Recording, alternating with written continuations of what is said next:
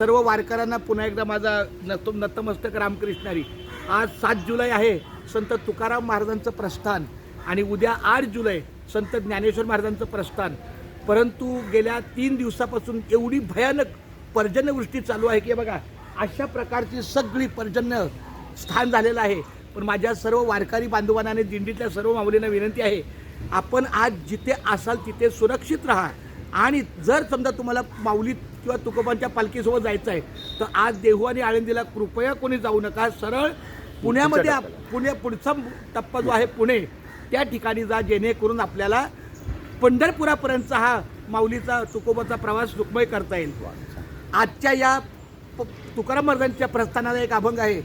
झाली गर्भाची रचना ठाऊक नाही जगा जना, दोघा जना कोणी दिले हात पाय, कोणा म्हणती बाप माय.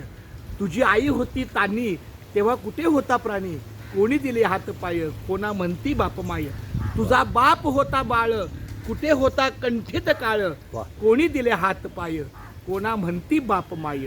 आणि म्हणून शेवटी संत तुकारामांनी सांगितलेलं आहे, तुका म्हणे आम्ही बाळे या विठ्ठूची लेकूर वाळे. आपण सगळेजण विठ्ठलाची लेकरं आहोत. तर त्याच्या त्या दर्शनाला जाताना समजून सांभाळून एकमेकाला दुसवा फुसवा न करता अशा पर्जन्यवृष्टीच्या परिस्थितीमध्ये सगळ्यांनी सांभाळून घ्यायचं, काळजी घ्यायचं.